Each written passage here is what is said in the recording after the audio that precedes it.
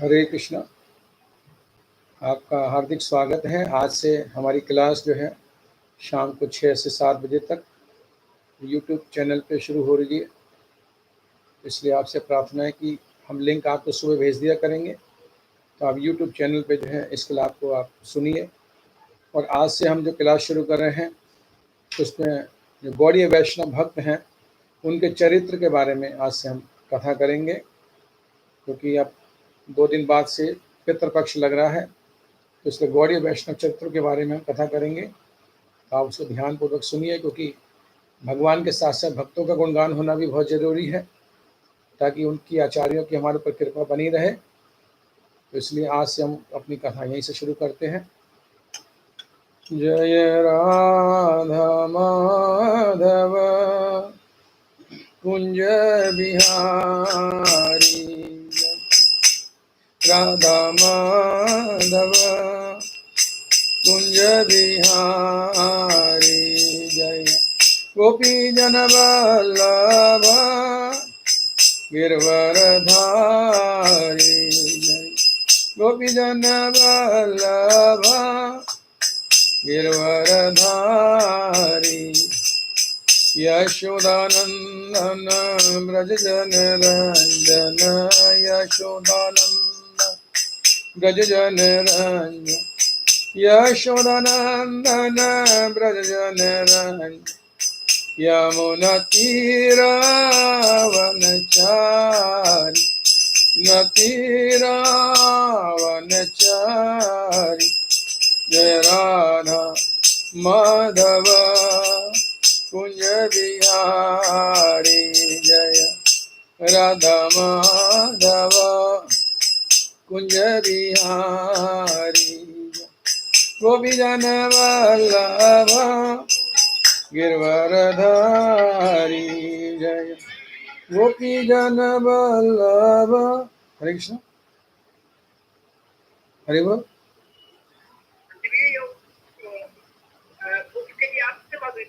ये मैं बाद में बात करूँ, अभी मैं क्लास में हूँ। गोपी जन वल्लभ गिरवरधारी, यशोदानंदन ब्रज जन रंजन, यशोदानंद ब्रज जन रंजन, यशोदानंदन ब्रज जन रंजन, यमुना तीरावनचारी, यमुना तीरावनचारी, जय राधा माधव कुंज बिहारी, हरे कृष्णा कृष्णा कृष्णा हरे हरे, हरे राम राम राम हरे हरे, हरे कृष्णा कृष्णा कृष्णा हरे हरे, हरे राम राम राम हरे हरे, हरे कृष्णा कृष्णा कृष्णा हरे हरे, हरे राम राम राम हरे हरे, हरे कृष्णा कृष्णा कृष्णा हरे हरे, हरे राम राम राम हरे हरे, हरे कृष्णा कृष्णा हरे हरे, हरे राम राम राम हरे हरे, जय राधा गोविंद राधा गोविंद जय राधा श्याम सुंदर राधा श्याम सुंदर राधे, जय कृष्ण बलराम जय कृष्ण बल, जय गौरानिताय जय गौरानी, प्रभुपाद प्रभुपाद जय जय प्रभुपाद। गुरुदेव गुरुदेव गुरुदेव गुरुदेव। जय श्रीपाद परमहंस परिवाराचार्य स्वस्ति अभय चरणारविंद भक्ति वेदांत स्वामी श्री प्रभुपाद महाराज की जय। इस्कॉन फाउंडाचार्य जगत गुरु श्री प्रभुपाद की जय। अनंत कोटि वैष्णव वृंद की जय। नामाचार्य श्री हरदास ठाकुर की जय। प्रेम से कहो श्री कृष्ण चैतन्य प्रभु नित्यानंद श्री अद्वैत गदाधर श्री वासादि गौर भक्तवृंद। श्री श्री राधा कृष्ण गोपिनाथ श्याम को राधा कुंदरी गोवर्धन। माता जी आप YouTube पे आ जाइए, मैंने लिंक भेज दिया है आपको। हरे कृष्णा। आप YouTube पे भेज दीजिए, मैंने YouTube पे लाइव हूँ। अच्छा। गंगा माई जमुना माई की जय, भक्ति देवी की जय, तुलसी महारानी की जय, समवेद भक्त वृंद की जय, वर्तमान आचार्य वृंद की जय। All glory to the assembly Hare Krishna. All glories to the assembly Hare Krishna. All glories to the assembly Hare Krishna. All glories to Shri guru Shri वरांग Shri Prabhupada की जय।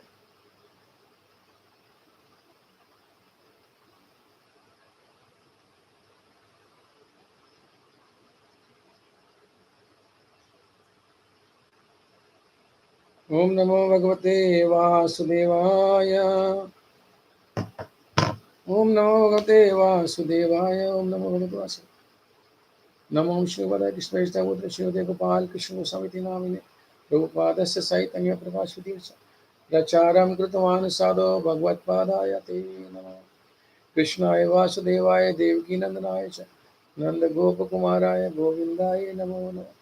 हरे कृष्णा। तो आपका हार्दिक स्वागत है। तो आज से हम भक्तों के चरित्र के बारे में कथा कर रहे हैं। सबसे पहले जो हमारे गौड़ीय वैष्णव परंपरा के जो प्रथम अंकुर हैं श्री माधवेंद्रपुरी पाद, आज उनसे हम कथा का श्री गणेश कर रहे हैं।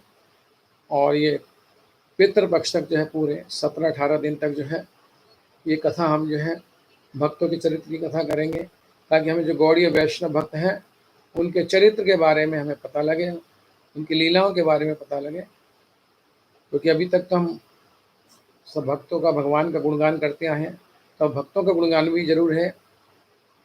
तो आज माधवेंद्रपुरी पाद का प्रणाम मंत्र बोलेंगे। यस्मै दातुं चौर्यन क्षीरवाण गोपीनाथ क्षीर चोराभ्यूत श्री गोपाल प्रादुरासीद वश सनयत प्रेमना तमाधवेंद्र नतोस्मि। श्री गोपीनाथ ठाकुर ने जिनको देने के लिए क्षीर के भरे पात्र की चोरी की और अपना नाम क्षीर चोरा गोपीनाथ को धराया, और प्रेम के वशीभूत होकर श्री गोपाल जिनके सामने गोप बालक के रूप में साक्षात प्रकट हुए, उन श्री माधवेंद्रपुरी पाद गोस्वामी पाद को मैं प्रणाम करता हूँ।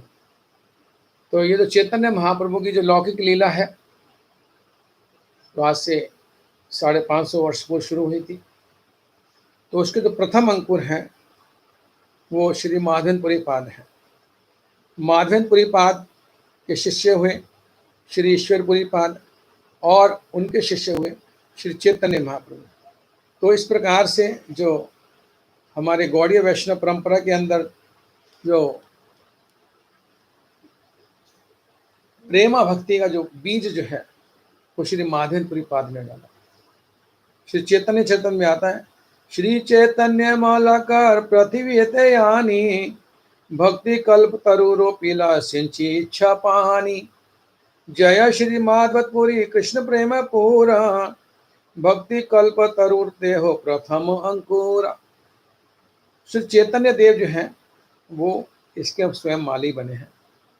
और नवद्वीप के अंदर जो प्रेम फल का जो बगीचा जो उन्होंने चैतन्य महाप्रभु ने लगाना शुरू किया, वो बगीचा कहाँ से लेके आए?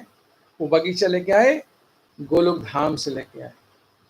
तो वो गोलोक धाम से जो भक्ति का जो कल्प तरु ला के उन्होंने जो है नवद्वीप की पावन भूमि में उसको रोपण किया जिसका, तो उस रोपण को उसको जो है चैतन्य महाप्रभु गोलोकेरा प्रेम धन हरि नाम संकीर्तन।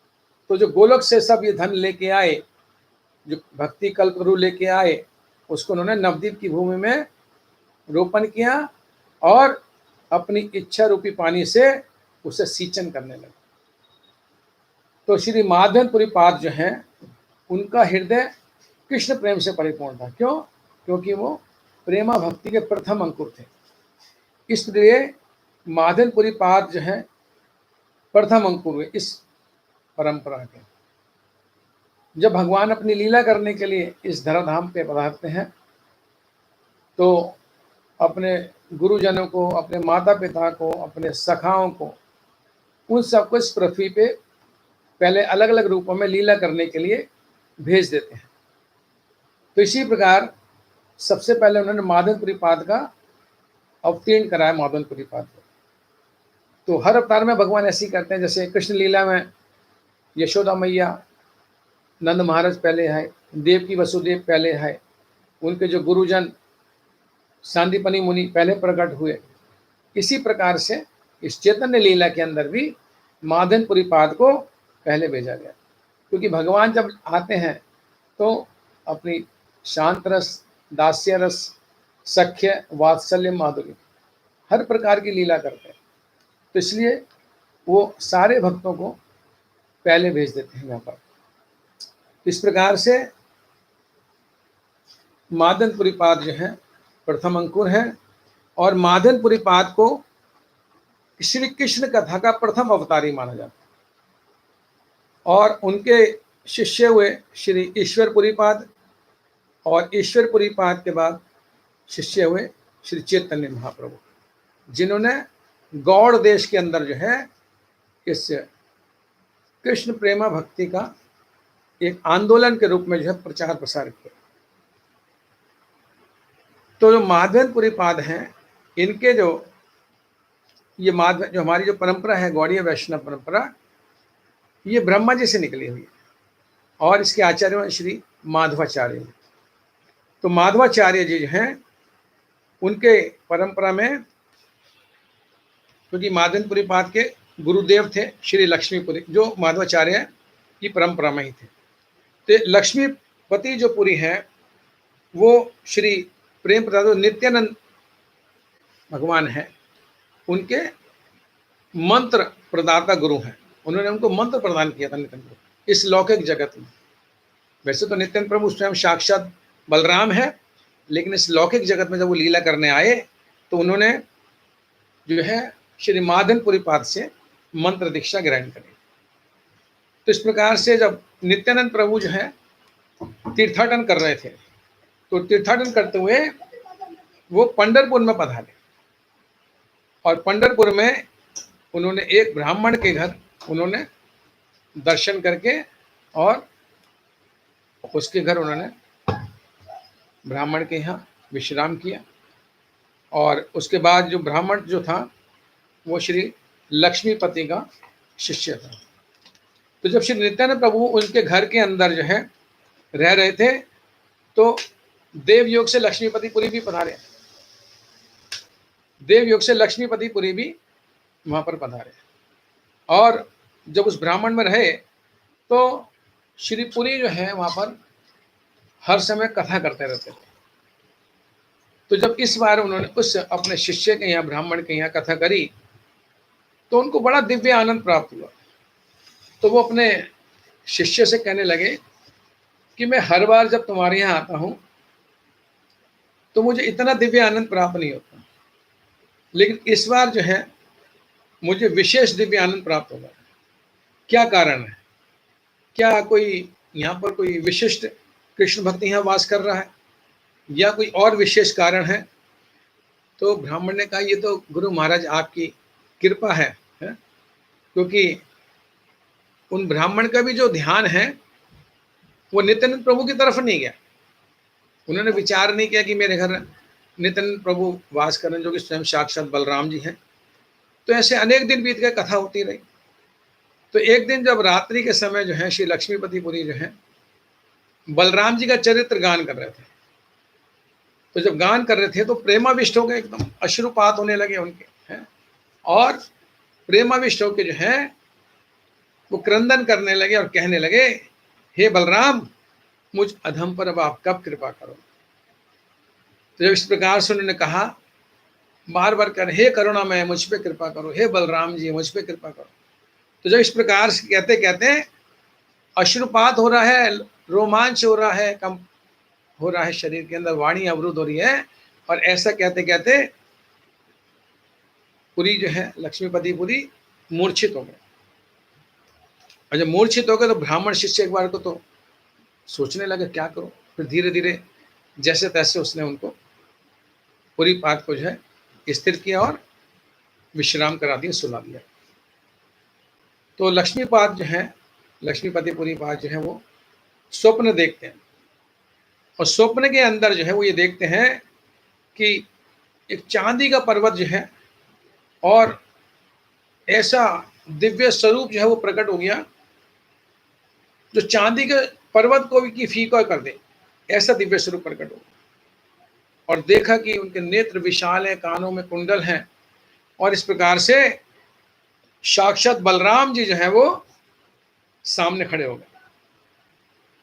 और वो धीरे धीरे जो है लक्ष्मीपति से कह रहे हैं, हे लक्ष्मीपति, कृष्ण मेरे प्राणपति हैं और तुम उन्हीं के जन्म जन्म के सेवक। इस पंढरपुर में एक ब्राह्मण कुमार हुआ है, अवधूत वेश्य है उसका, वह तुम्हारे पास दीक्षा लेने आएगा। लक्ष्मीपति ध्यान देकर सुनो, यह मंत्र उसको प्रदान करना।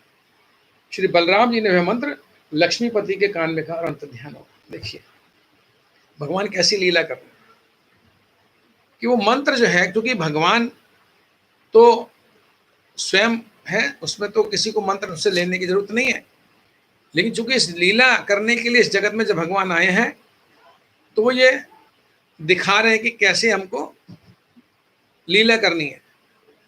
तो इसलिए वो गुरु लक्ष्मीपति को क्या बना रहे हैं, अपना गुरु बना रहे हैं। और जब गुरु बना रहे हैं तो उनको क्या चाहिए, मंत्र दीक्षा चाहिए। तो स्वयं भगवान है, तो इसलिए पहले उन्होंने स्वप्न में मंत्र दीक्षा लक्ष्मीपतिपुरी के कान में मंत्र दे के कर दी, और फिर वही मंत्र जो है लक्ष्मीपतिपुरी जो है नित्यानंद प्रभु का। तो एक प्रकार से उन्होंने उनको मंत्र दे के स्वप्न में उनको शिष्य बना लिया, और फिर उन्हीं को गुरु बना के उनसे वही मंत्र जो है वो स्वीकार कर लिया। ये एक जो है उन्होंने उदाहरण प्रस्तुत किया है कि किस प्रकार से अगर भगवान भी स्वयं आते हैं इस धराधाम पे तो वो गुरु को स्वीकार करते हैं।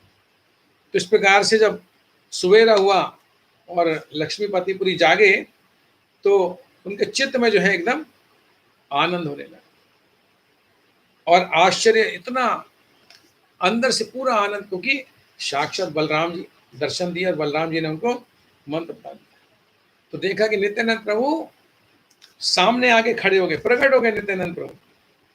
देखा सन्यासी वेश में है, अद्भुत तेज चेहरे पे नित्यानंद प्रभु, और लक्ष्मीपति विचार करने लगे कि यह कोई साधारण सन्यासी नहीं है, क्योंकि उनको जब तेज को देखा तो अद्भुत तेज, और बार बार नेत्र उठा के जो है बार बार नेत्र उठा के निताई चांद की तरफ देखने लगे। तो जिस प्रकार से उन्होंने देखा तो निताई चांद ने उनको दंडवत प्रणाम किया, और लक्ष्मीपति पुरी ने उनको उठा के आलिंगन कर लिया। तो आलिंगन किया तो एकदम शरीर में रोमांच होने लगा, अश्रुपात होने लगे, कंप आ गया शरीर में। तो इसलिए निताई चांद ने उनसे प्रार्थना की, हे प्रभु मुझे मंत्र दीक्षा देकर कृतार्थ कीजिए। उनके चरणों में निवेदन किया। तो श्री पुरीपाद ने जब सुना तो आंखों से अजस्र अश्रुधारा बह रही, इतने आनंद की प्राप्ति हो रही है जो उन्होंने कभी अनुभव नहीं किया अपना आनंद। अब सोच रहे हैं कि मेरे को बलराम जी ने आज्ञा दी है तो उनकी आज्ञा का उल्लंघन कैसे करूं। और इस प्रकार से जो बलराम स्वरूप जो नित्यानंद प्रभु हैं उनके कान में वही मंत्र उनको प्रदान किया जो नित्यानंद बलराम जी ने स्वयं स्वप्न में उनको प्रदान किया था। इस प्रकार से उनको दीक्षा प्रदान करी और दोनों के आनंद की सीमा नहीं। और दूसरे दिन जो है नित्यानंद प्रभु अपनी यात्रा पे चलते, क्योंकि वो भी बाबा वैरागी अवधूत वेश में चल दिए, वो तो निकल गए। और इस प्रकार से जब लक्ष्मीपति जी ने नित्यानंद जी को नहीं देखा तो बड़े व्याकुल हो गए और व्याकुल हो गए। फिर रात्रि में निताई चांद ने उनको फिर दर्शन दिया और दर्शन देके कह रहे हैं, हाँ नित्यानंद, हाँ निताई चांद। और ऐसे कहते कहते उन्होंने अपने शरीर का त्याग कर दिया लक्ष्मीपति ने। तो इस प्रकार से जो है गौर लीला के अंदर जो है जो लक्ष्मीपति पुरी हैं, उन्होंने नित्यानंद प्रभु के गुरु बने, उनको दीक्षा प्रदान करी और इस प्रकार से गुरुदेव पर भी जो है नित्यानंद की कृपा प्राप्त हो गई। और इसलिए माधवपुरी पाद को जो है, जो हमारा भक्ति कल्प तरु है, गौड़ीय वैष्णव का जो भक्ति कल्प तरु है, उसका प्रथम अंकुर माना जाता है, क्योंकि उन्हीं के गुरु लक्ष्मीपति पुरी। और उनसे जो है जब उनको दीक्षा मिली तो प्रेमा भक्ति का जो प्रचार प्रसार किया वो श्री माधवपुरी पाद ने किया, उसका सूत्रपात किया। तो इस प्रकार से जो है और माधवपुरी पाद से उन्होंने शिक्षा दी ईश्वरपुरी को, जो स्वयं श्री चैतन्य महाप्रभु के गुरु बने। तो इस प्रकार से तो जो माधवपुरी पाद हैं वो अयाचक प्रवृत्ति के थे, किसी से कुछ मांगते नहीं थे। कोई अपने आप दे जाए तो खा लेते थे, ग्रहण कर लेते थे, अन्यथा किसी से कुछ ग्रहण नहीं करते थे। तो एक बार जो है, और दूध ही पीते थे ज्यादातर अक्सर। तो एक बार जब ब्रज में पधारे तो गोवर्धन परिक्रमा में गए, ब्रजमंडल परिक्रमा करी और ब्रजमंडल परिक्रमा करने के बाद जो है गिरिराज जी की परिक्रमा करने लगे। और जब गिरिराज जी की परिक्रमा कर रहे थे तो परिक्रमा करते करते संध्या हो गई। और जब संध्या हो गई तो एक गोविंद कुंड के ऊपर वृक्ष की छांव में बैठ के विश्राम करने लगे। तो इतनी देर में क्या देखते हैं, एक सुंदर बालक,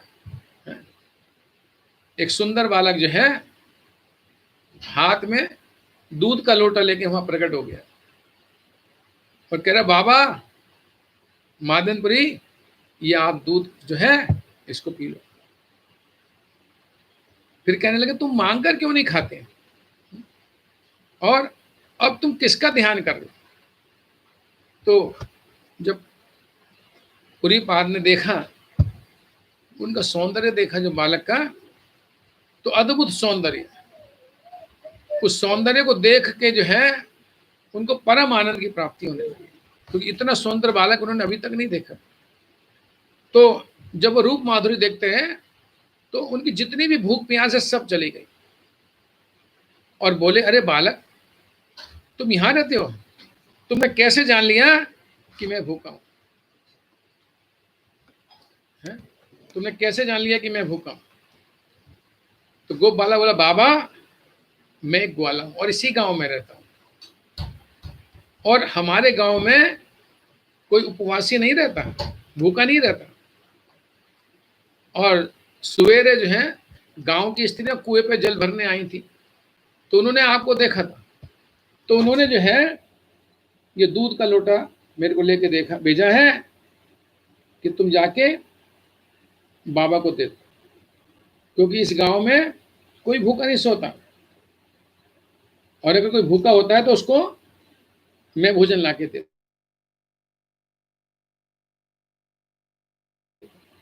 तुमको कैसे पता कि मैं यहाँ बैठा हूँ या भूखा हूँ या मैं अयाचक हूँ? तो उन्होंने कहा कि गांव की स्त्रियां सुबह आई थी कुंड में जल भरने के लिए, इसलिए उन्होंने बताया, इसलिए उन्होंने भेजा मेरे को।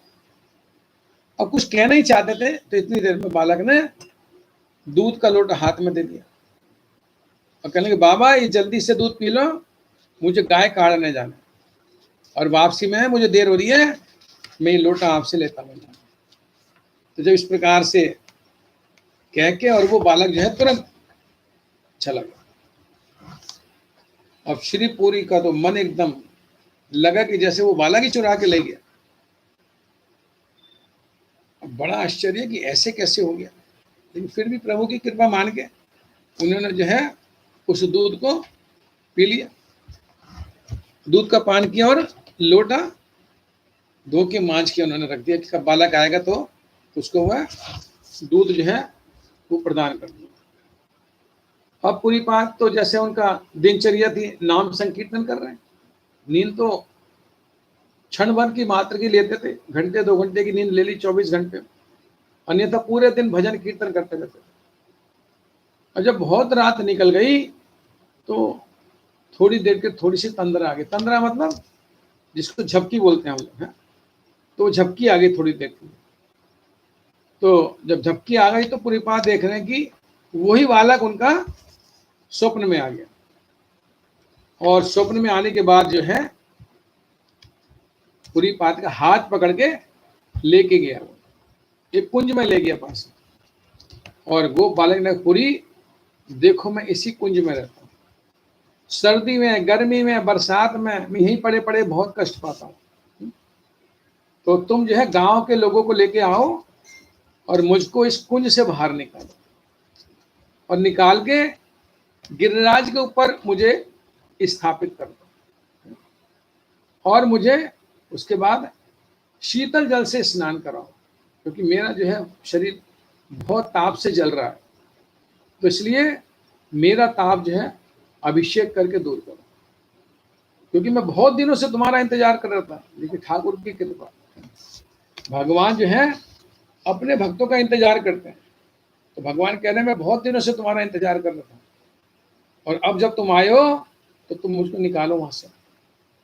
इस प्रकार से मैं तुम्हारी सेवा अंगीकार करूंगा। भगवान भी हर किसी की सेवा नहीं अंगीकार करते हैं, कितने ही भक्त आए हुए गिरिराज परिक्रमा में, लेकिन भगवान किसकी सेवा ले रहे हैं? माधन परिपाल, उनकी सेवा ले रहे हैं। तो उनको बोला कि मैं तुम्हारी सेवा स्वीकार करूंगा, और समस्त लोगों को जब दर्शन दे के मैं उनका भी उद्धार कर दूंगा।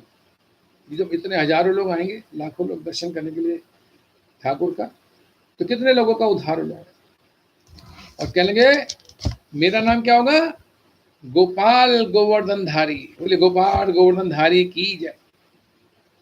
अब श्रीपुरी तो स्वप्न देख रहे, ये सब लीला स्वप्न में हो रही है, और सारा वार्तालाप उससे स्वप्न में हो रहा। तो उन्होंने पूछा गोपाल से, गोपाल तुम यहाँ कैसे आ गए, ये बताओ, निकुंज में, ये कुंज में तुम कैसे आ गए? तो गोपाल वाले कह लेंगे, पूरी जब ब्रज में जो है मुसलमानों ने आक्रमण किया, तो जो पुजारी लोग थे, पुजारी लोग मुझको यहाँ पर जो है झाड़ियों में दबा के चले, क्योंकि जिस समय मुगलों का आक्रमण हुआ ब्रज में, उन्होंने बहुत मंदिर तहस नहस करे, तो जितने मूल विग्रह थे, तो वहां सब पुजारियों ने उन मूल विग्रह को किसी ने झाड़ियों में दबा दिया, किसी ने सरोवर में डाल दिया। इस प्रकार से अलग अलग प्रकार से उन्होंने कहा मंदिर तो खंडित हो जाएगा, कोई बात नहीं, मंदिर तो फिर भी बन जाएगा, लेकिन अगर विग्रह खंडित हो जाएंगे, ठाकुर जी खंडित हो जाएंगे, तो दिक्कत हो जाएगी। इसलिए उन्होंने कहीं पे जमीन में दबा दिया, कहीं झाड़ियों में दबा दिया, कहीं पानी के अंदर सरोवरों में डाल दिए, और ऐसे कह के वो पुजारी लोग अपनी जान बचा के वहां से भागे। तो भगवान धीरे धीरे अब प्रकट हो रहे हैं अलग अलग लीला के माध्यम से। अब यहाँ पर जो है वो कह रहे हैं, तो बालक तुरंत स्वप्न में अंतर ध्यान हो गए, सब बता के लीला। और जब प्रातःकाल जब माधनपुरी पास जब सो के उठे, तो अब तो जो है तुरंत देखने लगे, ध्यान आने लगे, विचार करने लगे, रोने लगे एकदम। और जब इस प्रकार से उनको सारी लीला का जब ध्यान आया स्वप्निक में कि क्या क्या भगवान ने किया, तो बड़ा विलाप करने लगे कि मेरे ठाकुर मेरे पास आए और मैं उनको देख नहीं पाया, पहचान नहीं पाया अभी तक, ये कैसी लीला है ठाकुर की। मेरे सामने मेरे को आके दूध का लोटा दिया उन्होंने, और मैं तब भी उनको नहीं पहचान पाया, और ऐसा कह के जो है विलाप कर रहे हैं। फिर धीरे धीरे अपने को संभाला, और संभालने के बाद जो है ग्राम के अंदर गए, गांव में, वहाँ के जो है मुख्य मुख्य लोगों को बुलाया और अपनी सारी बात बताई, ठाकुर ने जो उनको बात बताई। और ऐसा कह के उन लोगों को लेके उस कुंज में गए जहाँ ठाकुर उनको हाथ पकड़ के लेके गए। तो देखा वो कुंज जब पूरा घनी झाड़ियों से ढका हुआ था, तो उन्होंने धीरे धीरे उस कुंज की झाड़ियां हटाई सबने मिलके, और कुदाल वगैरह से सारी धीरे धीरे मिट्टी हटाई, और मिट्टी जब हटाई तो देखा मिट्टी हटा के एक बहुत भारी विशाल विग्रह वो कुंज से निकाला। अब एक आदमी के बस की बात नहीं थी, बड़ा भारी विग्रह। तो भारी भरकम गोपाल जो थे उनको बुलाया गया और बाहर निकाल के उनको गिरिराज के ऊपर जो है स्थापित कर दिया, और स्थापित कर दिया। एक पत्थर भगवान के विराजमान करने के लिए लगा दिया, एक पत्थर सपोर्ट के लिए पीछे खड़ा कर दिया, और इस प्रकार से गोपाल जी को वहां विराजमान कर दिया। और वो जो प्राकट्य तिथि थी वो थी संवत 1546 आषाढ़ पूर्णिमा। तो आषाढ़ पूर्णिमा का दिन ठाकुर जी को विराजमान किया गोपाल जी को, जो आज वो ठाकुर जी कहाँ हैं, श्रीनाथ जी में विराजमान। वो श्रीनाथ जी राजस्थान चल के चले गए, तो वो ठाकुर आषाढ़ पूर्णिमा के दिन उनका प्रकट उत्सव है। तो इस प्रकार से अब पूरे गांव में एकदम लहर फैल गई, ठाकुर प्रकट हो गए, गोपाल प्रकट हो गए, गोपाल प्रकट हो गए। सब जनता जनार्दन एकदम प्रसन्न, खुश एकदम। अब तो उन्होंने अभिषेक की व्यवस्था करी मादनपुरी में। अब तो लोग जो है गोविंद कुंड से जल भर भर के ला के जो है और खूब ठाकुर जी का भरपूर अभिषेक किया। और जब अभिषेक होने लगा और इधर खूब कीर्तन हो रहा है, वाद्य यंत्र बज रहे, मृदंग करताल शंख ध्वनि हो रही है खूब ज्यादा। और अब जब पूरा अभिषेक हो गया, पूर्ण अभिषेक हो गया, तो अभिषेक करने के बाद जो है भोग सामग्री बनने लगी। पूरे गांव के लोग जो है अपने अपने घर से कच्ची सामग्री लिया और ला के उन्होंने सारे लोग जो हैं भगवान के लिए 56 भोग लगा रहे। खूब सामग्री बन रही है, हर प्रकार की सामग्री, दूध घी की मिठाइयाँ, ये फल सब्जी तरकारी दाल कड़ी, खूब हर प्रकार के व्यंजन जो है बनने लगे। और खूब प्रकार से सजा सजा के गोपाल जी को भोग लगाया गया। तो इस प्रकार से जो प्रथम अन्नकूट जो हुआ भगवान के अपने गोलोक धाम जाने के बाद, ये जो प्रथम अन्नकूट जो हुआ ये श्री माधनपुरी पाद ने किया, प्रथम अन्नकूट। और इस प्रकार से भगवान भूखे तो थे, इतने वर्षों से भगवान पृथ्वी में दबे हुए थे, तो भूखे तो थे, तो बड़े प्रेम से सारे व्यंजन भगवान ने खाए, भोग लगाए। और भगवान की कृपा देखी कि सब कुछ ग्रहण कर लिया, भोग लगा लिया, और उसके बाद सब चीजें वैसी की वैसी भगवान ने प्रस्तुत कर दी। क्योंकि अब महाप्रसाद भी तो गांव वालों ने खाना, ब्रजवासियों ने खाना, तो सब चीजें वैसी की वैसी उन्होंने जो है छोड़ दी वहां पर। इस प्रकार से अब एक दिन उत्सव हो गया। अब अगले दिन दूसरे गांव वालों को पता लगा। अब दूसरे गांव वाले कह रहे हैं कि हम क्यों पीछे, वो भी आए। मादनपुरी पातशाह का महाराज, आज का भंडारा हमारी तरफ से। और दूसरे दिन उन्होंने भंडारा किया खूब लंबा चौड़ा, और भंडारा करने के बाद जो है अब तीसरे दिन तीसरे गांव वाले उन्होंने भंडारा किया, चौथा दिन चौथे गांव वाले। अब इस प्रकार से महीनों तक भंडारा ही चलता रहा। अन्नकूट 56 भोग भगवान का लगातार होता रहा। अब जो बड़े बड़े सेठ थे उन्होंने गैया दान कर दी, तो इस प्रकार से बहुत बड़ी भव्य भगवान के लिए गौशाला बन गई। कुछ सेठ लोगों ने भगवान के लिए मंदिर बनवा दिया बड़ा सुंदर गिरिराज जी के ऊपर। कुछ ने भगवान के लिए वस्त्र दे दिए, कुछ ने भगवान के लिए आभूषण दे दिए। अब इस प्रकार से बड़े भव्य प्रकार से सेवा होने लगी, ठाकुर जी की, गोपाल जी की सेवा होने लगी। और इस प्रकार से जो भगवान ने जो है मादनपुरी पाद ने जहां पर ये उत्सव किया, तो उस गांव का नाम पड़ा जतिपुरा। तब से ये अन्नकूट परंपरा जतिपुरा से चालू हो गई। अब इस प्रकार से जो है अब मादनपुरी पाद अकेले कैसे करें ये सब काम, तो उन्होंने 2 विरक्त ब्राह्मण थे उनको दीक्षा दे दी, और दीक्षा देके उनको शिष्य रूप में स्वीकार करके और उनको गोपाल जी की सेवा में लगा दिया। अब एक दिन जो है ऐसे करते करते 2 वर्ष बीत गए करीब करीब। और 2 वर्ष बीतने के बाद गोपाल जी जो है मादनपुरी पाद के स्वप्न में फिर आए और आके कहने लगे, हे पुरी, मेरे शरीर का ताप जो है अभी तक दूर नहीं हुआ, अभी भी मेरा शरीर जो बहुत जल रहा है। और तुम जो है कहाँ जाओ, मलय प्रदेश का चंदन लेके आओ और मेरे शरीर पे कपूर और चंदन का लेप करो, तब मेरे शरीर का ताप जो है वो दूर हो। मलय प्रदेश यहाँ था ना, उड़ीसा में है मलय प्रदेश। मलय प्रदेश का चंदन बड़ा फेमस है। कहाँ वृंदावन गिरिराज जी, कहाँ उड़ीसा, 2000 किलोमीटर, 2500 किलोमीटर। और उस जमाने में जब कोई साधन नहीं था, और उन्होंने कहा कि तुम जो है शीघ्र चले जाओ और चंदन लेके आओ मेरे लिए। और मादनपुरी बात हो तुरंत तैयार हो गए। ये नहीं कहा कि मैं अपने किसी शिष्य को भेज देता हूँ वो लेके आ जाएगा ना, तुरंत अपने शिष्यों को भार सौंपा सेवा का और चल दिए मादनपुरी पाद। कहाँ, उड़ीसा की तरफ पैदल। उस जमाने में पैदल यात्रा होती थी। अब तो आनंद की सीमा नहीं दी, तुम भगवान का आदेश है, आनंद लेते लेते रवाना हुए। और इस प्रकार से जब गौड़ देश आए तो गौड़ देश में तो सब लोग विष्णु भक्ति को सब भूल गए।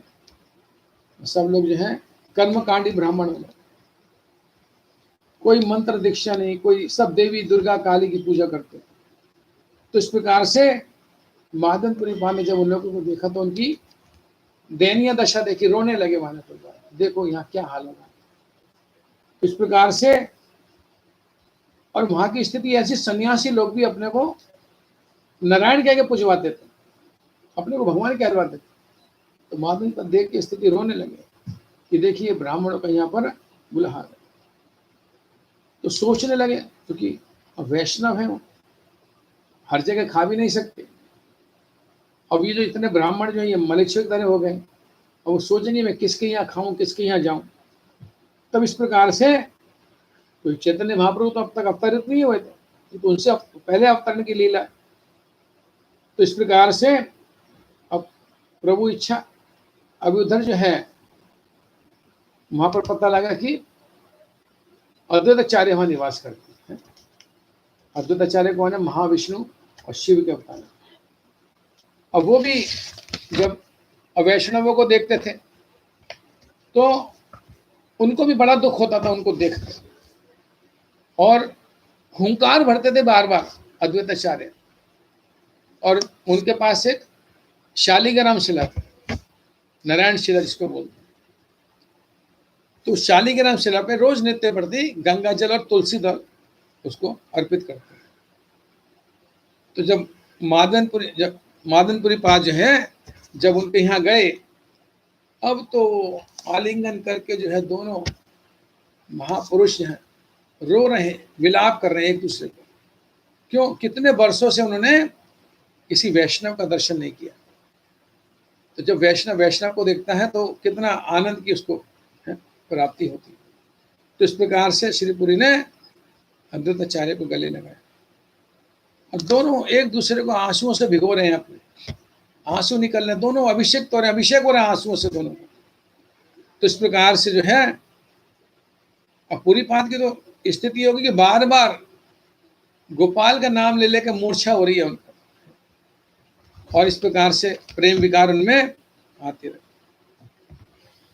और जब अद्वैताचार्य ने पूरी पाद के दर्शन करे और उनका आलिंगन किया तो कृतार्थ हो गए, गदगद हो गए।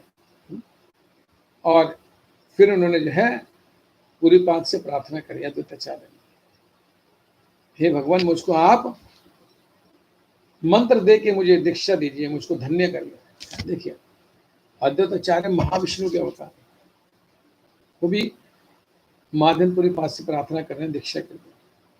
तो इस प्रकार से श्री पुरी पाद ने अद्वैताचार्य को दीक्षा प्रदान करी और उनको भी शिष्य रूप में स्वीकार किया। और फिर वहां से निकल के चंदन के लिए दक्षिण की तरफ निकल गए, उड़ीसा की तरफ। और रास्ते में क्या पड़ा? रेमुना पड़ा, रेमुना। जब रेमुना पड़ा तो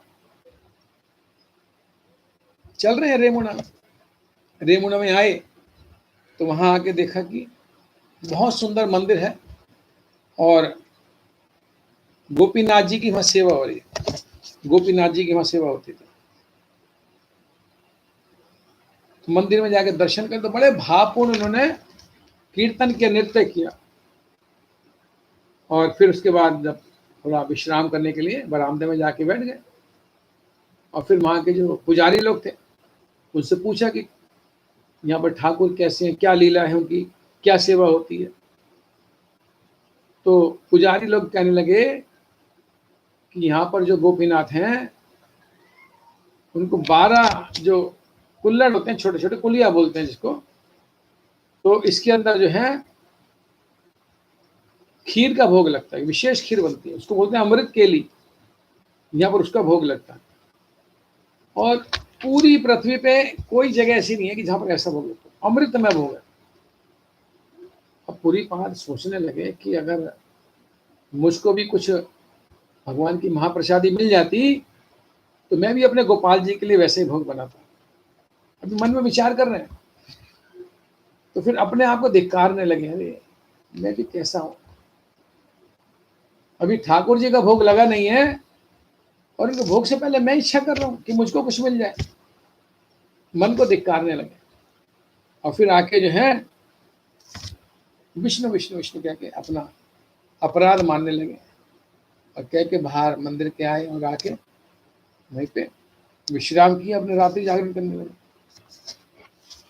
शाम का समय हो गया, आरती दर्शन किया और फिर मंदिर के बाहर चले जाए। तो मंदिर के बाहर जो बरामदे होते हैं, दुकानें होती हैं, वहीं पे बाहर बैठ के अपना कीर्तन करने लगे। अब सोते तो कम ही थे, अब कहीं रात काटनी थी क्योंकि अगले दिन फिर निकलना था आगे के लिए, उड़ीसा के लिए। तो इस प्रकार से जब कीर्तन करते रहे, अभी तो पुजारी जो था उसने ठाकुर जी को शयन कराया। अब शयन कराने के बाद जो है ठाकुर जी आए, गोपीनाथ स्वप्न में जगाने पुजारी को, उठो पुजारी उठो, मेरा भक्त जो है पूरी आया हुआ है यहाँ पर और उसको जो है अमृत केली का भोग ला के दो। पुजारी कह रहे भगवान मैंने तो सब कल बांट दिया। भगवान कहते नहीं, मैंने अपनी धोती के पीछे एक पात्र को छुपा के रख दिया, तुम जाओ और वो पात्र लेके मादनपुरी को देखो। अब तो जो है वो मादनपुरी पात्र जो है,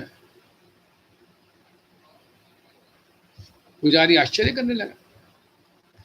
अब तुरंत जो है स्नान किए, जागा, स्नान करके गया, मंदिर के पट खोले गर्भगृह के। अब देखा ठाकुर जी की धोती उठाई तो देखा एक पात्र खीर का उनके पीछे रखा हुआ है। अब तो आश्चर्य होने लगा उनको देख के कि ठाकुर कैसे एक भक्त के लिए मेरे लिए चोरी कर दी। अब तो प्रेम अश्रु उनके बहने लगे पुजारी के भी कि ठाकुर मेरे कितने वो हैं। अब सोच रहे हैं कि वो भक्त कितना भाग्यवान होगा जिसके लिए ठाकुर चोरी कर रहे हैं। ऐसा कह के पुजारी आया पात्र लेके और मंदिर के बाहर आके बाजार में मंदिर बंद कर दिया और आवाज लगाने लगा, मादनपुरी कौन है, मादनपुरी कौन है, मादनपुरी पात तो सन्यासी थे, बैठे कीर्तन कर रहे थे। अब उनको सोचा, पहले तो जब उन्होंने सोचा मादनपुरी, 2-3 बार जब नाम लिया तो सचेत हो गए कि मेरा ही नाम ले रहा। उन्होंने कहा अच्छा, उन्होंने कहा मैं हूं मादनपुरी। तो उन्होंने कहा अच्छा तुम हो। तो तुरंत जो है उन्होंने कहा प्रभु, प्रणाम किया, आपके समान त्रिभुवन कौन भाग्यवान है, हमारे गोपीनाथ ने आपके लिए खीर का पात्र चुराया। तो मादनपुरी पात्र ने सुना तो एकदम रोने लगे, अश्रुधारा बह रही आंखों से। प्रणाम किया और जब खीर का जो पात्र जो है उन्होंने ग्रहण किया और जब भगवान का उन्होंने उस अमृत केली का जीवा पे स्पर्श किया, अद्भुत आनंद की प्राप्ति होने लगी। तो उन्होंने जो मिट्टी का खीर पात्र था जो अक्सर लोग फेंक देते हैं, उसको फेंका नहीं, उसको धो के रख लिया, अपनी धोती में बांध लिया और बाद में रोज उस पात्र को भी जो है चबा गए, उसको कुतर कुतर के खा गए। अब तो जो है सोच रहे कैसे क्या हो गया। अब पूरी बात सोच रहे हैं, अभी तो रात्रि है, अब जब कल सुबह होगी तो सब लोग, पता लग जाएगा पूरे शहर में इस बात, लोग मुझको प्रणाम करने के लिए आएंगे, कहेंगे देखो वाह पूरी बात के लिए भगवान ने चोरी की।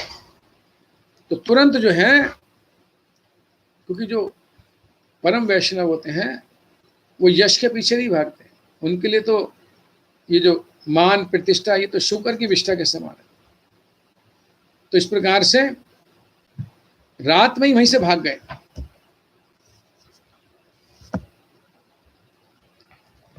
रात में वहीं से भाग गए। और ऐसा होता है एक आदर्श जीवन परम वैष्णव। तो इस प्रकार से तुरंत वहां से निकल गए और कहां पहुंच गए, नीलाचल पहुंच गए। अब जो प्रतिष्ठा को जितना हटाता अपने पास से प्रतिष्ठा, उसके पीछे पीछे उतना भागती। तो जब नीलाचल पहुंच गया तो उनको पहुंचने से पहले ही जो है उनकी ख्याति वहां पहुंच गई। और प्रतिष्ठा का क्या स्वभाव, जो उसको ठुकराएगा उसके पीछे पीछे भागे, जो उसको पाना चाहेगा उससे पीछे पीछे रहेगा। ये साबित प्रतिष्ठा है। तो इस प्रकार से अब वहां पर भी जगन्नाथ जी को खूब दर्शन करे भव्य प्रकार से। अब दर्शन करने के बाद जब उन्होंने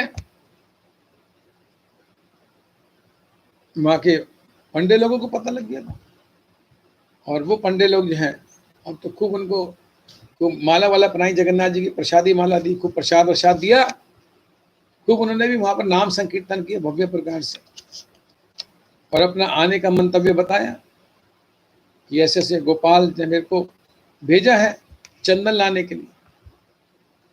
तो तुरंत वहां के राजा को खबर दी गई, और राजा ने और जितने राज कर्मचारी थे उन्होंने सब चंदन की व्यवस्था करी, कपूर चंदन की व्यवस्था करी। और साथ में उन्होंने 2 कर्मचारी भी दे दिए। और चंदन कितना, 50 किलो चंदन, सवा मन उनको उठाने के लिए। और उनका, क्योंकि उस समय चंदन पे टैक्स लगता था, क्योंकि उड़ीसा में तो हिंदू राजा थे लेकिन बाकी जगह बंगाल से होके जाना था, वहां सारे मुस्लिम राजा थे। तो उसके लिए जो आवश्यक जो कागजात वगैरह थे, परमिट वगैरह, और पूरी उसका जो फीस वगैरह, टोल वगैरह, वो सब उन्होंने चुका दिया। तो जब ऐसा कह के जो है उनको वहां पर दे दिए सब, अब तो जो है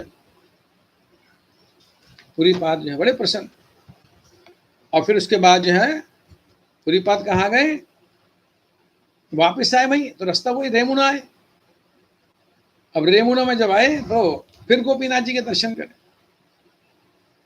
गोपीनाथ जी के दर्शन करे तो सेवक पुजारी तो जान ही गए थे उनको कि यही पुरीपाद है जिनके लिए ठाकुर ने चोरी करी, तो उनका नाम ठाकुर जी का उनके खीर चोरा गोपीनाथ। उस दिन से तो खूब माला प्रसादी दी, चंदन वंदन लगाया, खूब सम्मान दिया पुरीपाद को। और रात्रि को फिर उस मंदिर में सोए। और जब सोए तो गोपाल जी फिर स्वप्न में आए उनके।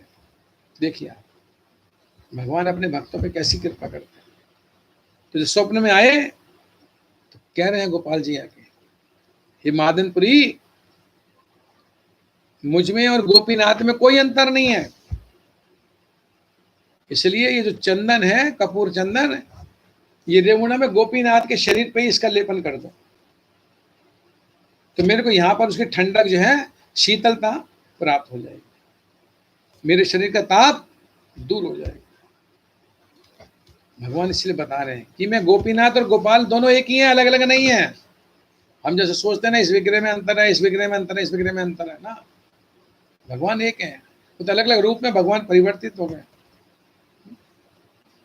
जैसे किसी के आगे बहुत सारे शीशे रख दो तो भगवान हर शीशे में दिखाई देंगे, लेकिन इसका मतलब नहीं कि हर शीशे में ठाकुर अलग अलग, ठाकुर तो एक ही है, लेकिन यह भगवान लीला द्वारा बता रहे हैं। तो इसलिए कहना है तुम विश्वास रखो और मेरी आज्ञा का पालन करो। तो जिस प्रकार से अब फिर सुबह उठे मादनपुरी पाद और अपना जो ठाकुर जी ने स्वप्न दिया था उस स्वप्न आदेश सुनाया फिर उनको, और स्वप्न आदेश सुनाने के बाद जो है अब सब आनंदित होकर नाच रहे। अब तो जितने पुजारी बड़े प्रसन्न हैं, क्योंकि आज तक कभी ऐसा गोपीनाथ जी को इतनी सेवा हुई नहीं। अब सारा चंदन कपूर सब गोपीनाथ जी के पंडों को दे दिया, ब्राह्मणों को दे दिया। अब वो लोग नित्य प्रति जो है चंदन घिस रहे, कपूर मल के, और रोज गोपीनाथ जी पे शरीर पे लेपन कर रहे चंदन का। तो इस प्रकार से जो है वो जितने दिन तक वो चंदन कपूर रहा उतने दिन तक ठाकुर जी को रोज चंदन का लेपन होता रहा। गर्मियां वैसे थी, उड़ीसा में बहुत गर्मी पड़ती, ठाकुर जी भी बड़े परम प्रसन्न। और इस प्रकार से जब तक चंदन सेवा होती रही पूरी पाद जो रेमुना में ही रहे, और जब समाप्त हो गया तो वो चंदन जो है वो 21 दिन में जाके समाप्त हुआ। इसलिए हमारे यहाँ गौड़ीय वैष्णवों में अक्षय तृतीया पे भगवान की चंदन यात्रा शुरू होती है। जो चंदन लगना शुरू हुआ ये अक्षय तृतीया के दिन से शुरू हुआ। अक्षय तृतीया के दिन से ये चंदन लगना शुरू हुआ और 21 दिन तक ये सेवा चलती रही। तो आज भी तक ये परंपरा जो निभाई जा रही है। जितने पूरे हैं विश्व में गौड़ीय वैष्णव मंदिर हैं और हमारे इस्कॉन के जो मंदिर हैं उन सब में ये चंदन यात्रा होती है 21 दिन की। हर मंदिर में भगवान को चंदन सेवन कराया जाता है, लेपन कराया जाता है चंदन का, बहुत सुंदर श्रृंगार होता है। और फिर उसके बाद जब ये यात्रा चंदन यात्रा समाप्त हो गई तो उसके बाद पुरीपाद फिर वापस मथुरा नहीं आए, गिरिराज जी नहीं आए, फिर वहाँ चलेगा नीलाचल चलेगा, क्योंकि सेवा तो वहाँ उन्होंने सौंप दी थी। और नीलाचल जाने के बाद जो है पूरा चातुर्मास, पहले चातुर्मास जो है संत लोग, बल्कि आज से और 5-10 साल पहले तक, अब तो साधन बहुत हो गए हैं, अब 5-10 साल पहले तक ये चंदन ये भगवान चातुर्मास जो है वो किसी एक जगह रुक के मनाते थे। क्यों? क्योंकि बरसातों के अंदर सब जगह नदी नाले बहते थे, खूब पानी जो है रास्ता रुक जाता था सब जगह। तो इसलिए एक गांव में एक शहर में रुक के वहाँ के लोगों को सत्संग लाभ देते थे।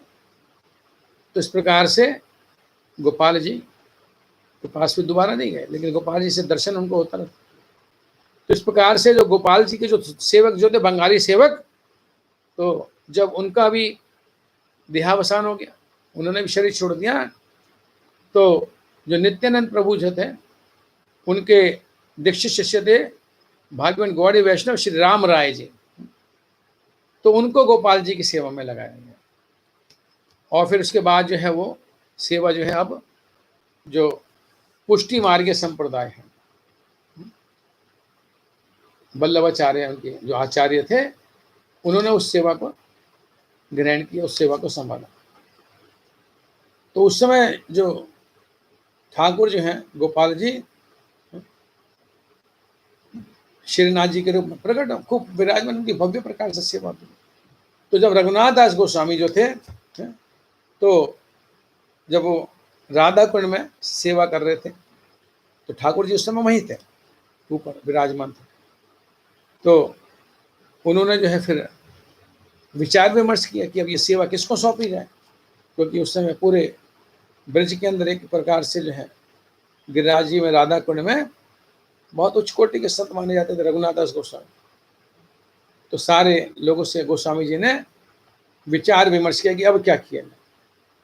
तो अब गोपाल जी तो अब उनकी संपत्ति इतनी लंबी चौड़ी, इतनी खूब भव्य गौशाला, जमीन, खेतीबाड़ी की जमीन, सुंदर मंदिर, आभूषण वगैरह खूब, और भोग की भी बड़ी लंबी चौड़ी व्यवस्था वहाँ। तो किसको करें? तो फिर रघुनाथ दास गोस्वामी की आज्ञा से एक संत थे बिठलेश गोस्वामी, तो बिठलेश गोस्वामी को उस सेवा का भार सौंप दिया।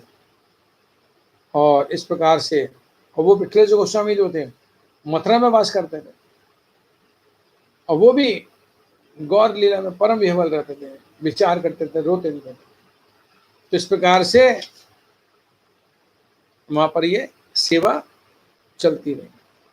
और उसके बाद जो है राघव पंडित और जब श्रीनिवास आचार्य ब्रजमंडल में परिक्रमा करने के लिए जब आए, तो जो बिठलेश आचार्य थे उनके घर ही रहे आके।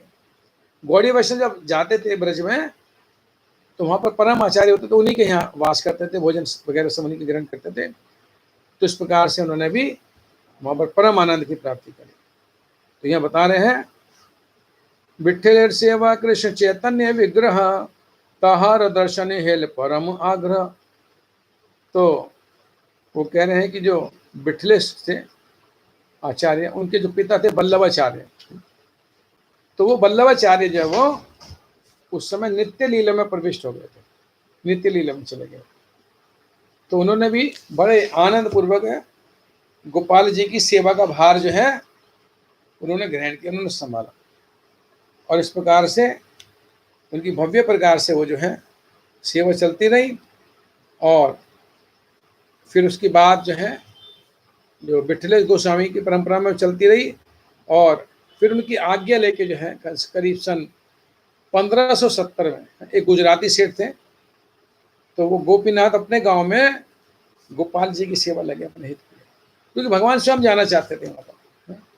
इस प्रकार से वो गोपाल जी जब राजस्थान में गए, क्योंकि राजस्थान में उस समय इधर तो मुगलों का शासन था, मुसलमानों का तो वो बड़े विग्रह खंडित कर देते थे, तोड़ देते थे मंदिर, तो इसलिए, और उधर राजपूतों का शासन था, इसलिए भगवान सुरक्षित उधर चले गए। और उदयपुर से थोड़ा पहले 50 किलोमीटर पहले नाथ द्वारा जगह है, भगवान के नाम से उस जगह का नाम हो गया नाथ द्वारा। तो वहाँ पर जो है भगवान श्रीनाथ जी के नाम से विख्यात हुए, और इसलिए उस ठाकुर जी पहुँच गए श्रीनाथ जी, तो उस गांव का नाम भी श्रीनाथ द्वारा पड़ गया। और आज तक जो है वहाँ पर वो परंपरा जो बोल गई पुष्टि मार्गीय परंपरा, अब उसके अंदर जो है वो पुष्टि मार्गीय परंपरा में बड़े विधि विधान से वो सेवा जो है वहाँ पर चल रही है इस प्रकार से। तो अब जो है पूरी पाद जो है एक बार, अब जब वृद्ध हो गए बहुत, तो अंत में अब बड़े भव्य श्लोक का उन्होंने उच्चारण किया इस शरीर को छोड़ते हैं। तो जो कृष्णराज कविराज गोस्वामी जो चैतन्य चरित्र में लिखी है, वो कहते हैं कि ये जो श्लोक है ये कैसा है, ये रत्नों में जैसे कौस्तुभ मणि है उसी प्रकार से ये श्लोक है। तो और वो श्लोक जो है वो कहते हैं स्वयं राधा रानी ने उस श्लोक की रचना करी, और लेकिन जो स्फूर्ति हुई वो मादनपुरी पाद की वाणी से हुई, और फिर सबने उसका आस्वादन किया। तो श्लोक जो है अयि दीन दयाद्रनाथे मथुरा नाथ कदा अवलोक्य से हृदय त्वदलोकम कातरम यति भ्रामत की करो मयम। यानी कि क्या कर रहे हैं, हे दीन जन प्रति परम दयाल प्रभु, हे मथुरा नाथ, मुझे आपके दर्शन कब होंगे। देखिए पूरे जीवन भर ठाकुर को याद करते रहे, कितनी बार ठाकुर स्वप्न में कह रहे हैं मुझे आपके दर्शन कब होंगे। हे प्राणनाथ, आपको देखे बिना मेरा हृदय अति व्याकुल हो रहा है, मैं क्या करूं। ये परम संतों की जो है स्थिति होती है कि भगवान के जरा से दर्शन व्याकुल कितने होते हैं। और इस प्रकार से इस श्लोक को आस्वादन करते करते सन 1570 में, संवत 1570 में किस दिन, फाल्गुन द्वादशी के दिन नित्य लीला में प्रविष्ट हो गया। और इस प्रकार से, और इनका जो आविर्भाव हुआ था मादनपुरी पाद का, वो हुआ था संवत 1466 में। तो करीब करीब जो है 104 वर्ष की आयु में वो भगवान के नित्य लीला में प्रविष्ट हुए। और नाग पंचमी का दिन था जिस दिन उन्होंने अपना भगवान की नित्य लीला में प्रविष्ट हुए। तो इस प्रकार से जो मादनपुरी पाद हैं, इनकी आज से हमने ये कथा शुरू की है। और अब मादनपुरी पाद के बाद जो है अब हम इसी परंपरा में कल, और भगवान के जो है परम गुरु बने हैं श्री ईश्वरपुरी जी, और उसके बाद जो है उनकी जो है कल चर्चा करेंगे। और इस प्रकार से हमारी ये भक्तों की चर्चा जो है अब यूट्यूब पे हमारी रोज़ रहेगी। तो आपसे निवेदन है कि आप 6 से 7 जो है हम इस कथा को यूट्यूब पे इस प्रकार से करते रहेंगे। हरे कृष्ण। वांछा कल्पतरुवश्च कृपा सिन्धुभैव च पतितानां पावनेभ्यो वैष्णवेभ्यो नमो नमः। वैष्णव ठाकुर की जय। तो यही कथा को हम विश्राम दे रहे हैं। हरे कृष्ण।